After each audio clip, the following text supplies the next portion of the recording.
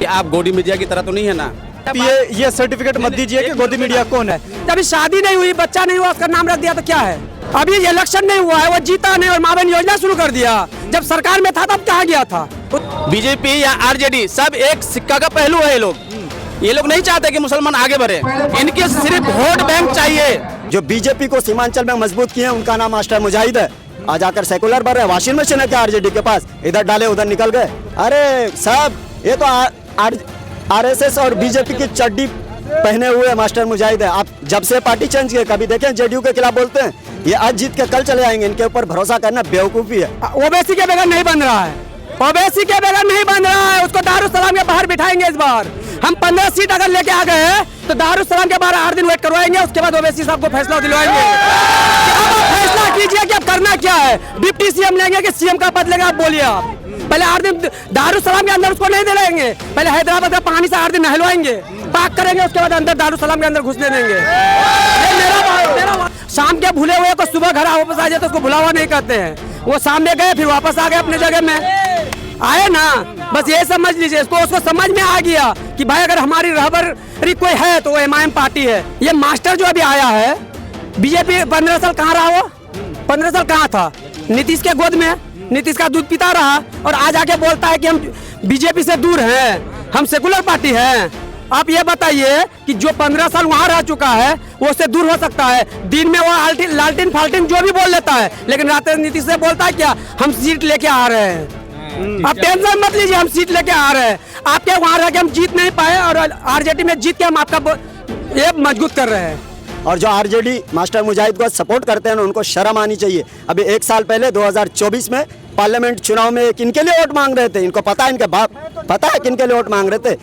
क्या कहेंगे तेजस्वी यादव ने अभी जो कहा कि चरमपंथी है, ओवैसी एक सांसद को जिस तरह से चरमपंथी कहा गया, क्या सोचते हैं आप लोग? ये तो अवसद उनका बहुत बड़ा मतलब ये है, मुसलमानों के लिए उसके दिल में जगह नहीं है। अब मैं पहले नंबर तो आपके चैनल से मैं ये कहना चाहता हूँ सारी आवाम को कि आप गोदी मीडिया की तरह तो नहीं है ना। आप बोलेंगे तब पता चल जाएगा। नहीं, हम वही अगर आप गोदी मीडिया जानते हैं तो ये भी जानते होंगे कौन है कौन नहीं है। तो बात करने से पहले आप ये सर्टिफिकेट मत दीजिए कि गोदी मीडिया कौन है, पहले आप सुन लीजिए। वही बात कर रहे हैं, बात करेंगे। मेरी बात मतलब आगे तक जाना चाहिए, हर आवाम तक जाना चाहिए। मतलब गोदी मीडिया की तरह तो नहीं है कि काट काट के आप बोलने से पहले चला जाएगा। नहीं हो सकता है आप बोलेंगे तभी तो। आपका जो इस्लाम है वो सिखाते हैं कि पहले आप काम कीजिए, उसके बाद ऊपर वाले में छोड़िए। एमआईएम की आवाज को दबाया जा रहा है और इसके पीछे कौन है, सबसे बड़ा हाथ है मीडिया की। अच्छा। हाँ, और ये बीजेपी पूरा खुला छूट दे के रखा है। हम ये चाहते हैं कि हमारे असद साहब जो है हमारे हकूक की आवाज जो उठाते हैं, तो हम चाहते हैं कि इनको आगे बढ़ चढ़ के हिस्सा सबको लेना चाहिए।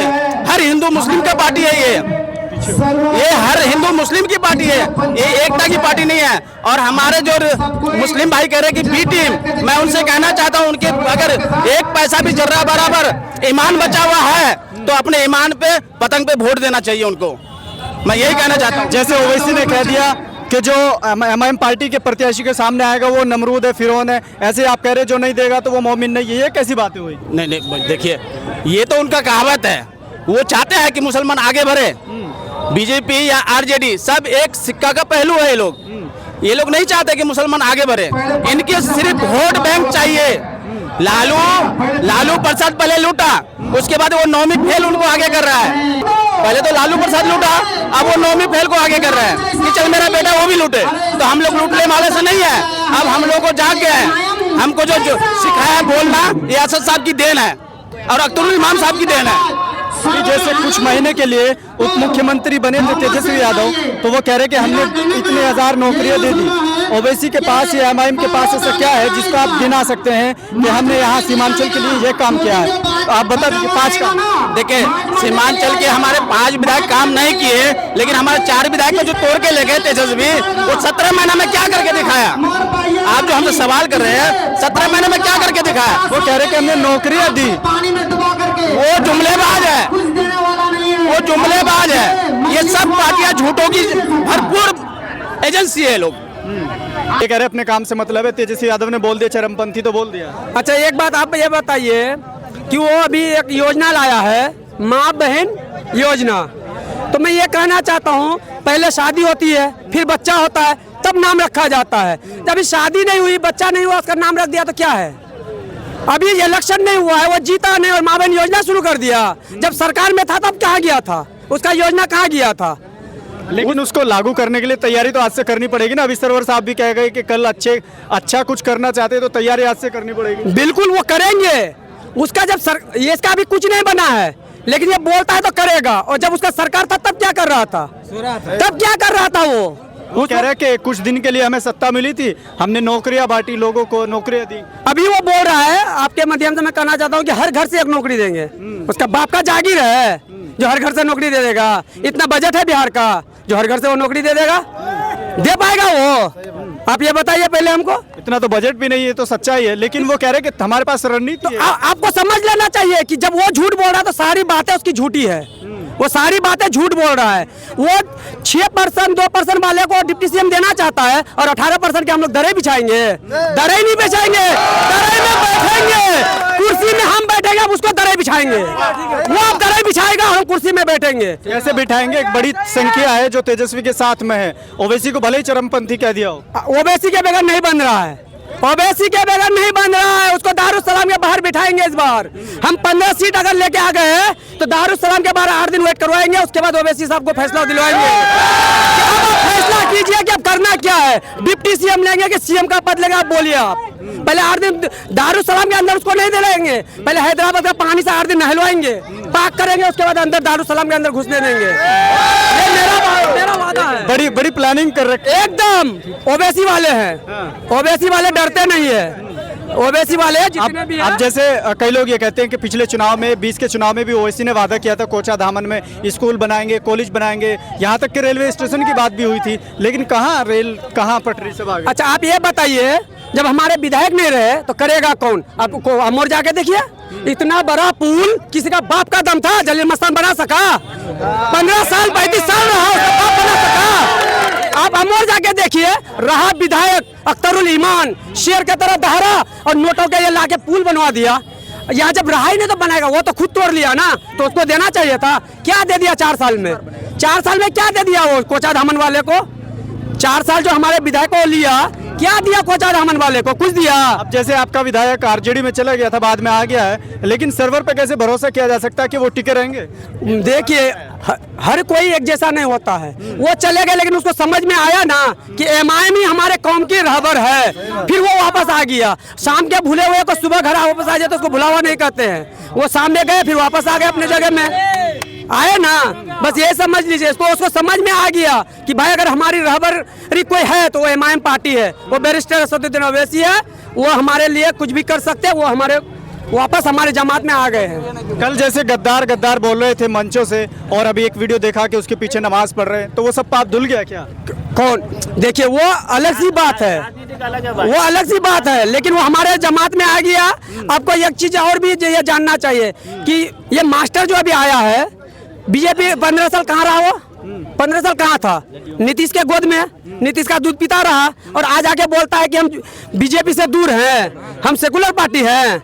आप ये बताइए कि जो 15 साल वहाँ रह चुका है वो उससे दूर हो सकता है? दिन में वो लालटेन फाल्टिन जो भी बोल लेता है, लेकिन रात में नीतीश से बोलता है क्या, हम सीट लेके आ रहे हैं। आप टेंशन मत लीजिए, हम सीट लेके आ रहे हैं। आपके वहाँ रह के हम जीत नहीं पाए, और आरजेडी में जीत के हम आपका ये मजबूत कर रहे हैं। रात में बीजेपी से बात कर रहा है, गारंटी है। क्या कहेंगे? सीमांचल में पतंग है कि कुछ और है? देखो सीमांचल में तो पतंग है ही है। यहाँ जो जहाँ पे है ना कोचा दामन में जो कैंडिडेट आरजेडी से आए हुए हैं मास्टर मुजाहिद साहब, वो कैसे इंसान है? आप जाके कहीं भी गली चौक चौराहे में जाएंगे ना, उनके बारे में एक ही आवाज़ आएगी, जो सबसे बड़े दलाल हैं वो थाना में जो दलाली करते हैं ना, उनका नाम मास्टर मुजाहिद है। अरे वो लोग तो कहते हैं, उनके लोग भी कहते हैं, जनता बहुत सारे लोग कहते हैं कि वो तो बहुत अच्छा विकास करते थे। बीजेपी के गोद में पला बड़ा हो, उनकी बातों पे आप भरोसा करेंगे? जो बीजेपी का एजेंट, बीजेपी की चड्डी पहन के बड़े हुए हैं, उनकी बात करते हैं आप मास्टर मुजाहिद की?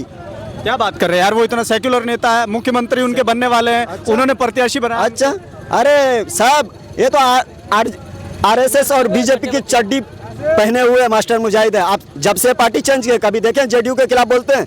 ये आज जीत के कल चले आएंगे। इनके ऊपर भरोसा करना बेवकूफ़ी है। और जो आरजेडी मास्टर मुजाहिद को सपोर्ट करते हैं ना, उनको शर्म आनी चाहिए। अभी 1 साल पहले 2024 में पार्लियामेंट चुनाव में किनके लिए वोट मांग रहे थे? इनको पता है, इनके बाप पता है किनके लिए वोट मांग रहे थे? जो बीजेपी को सीमांचल में मजबूत किए हैं, उनका नाम मास्टर मुजाहिद है।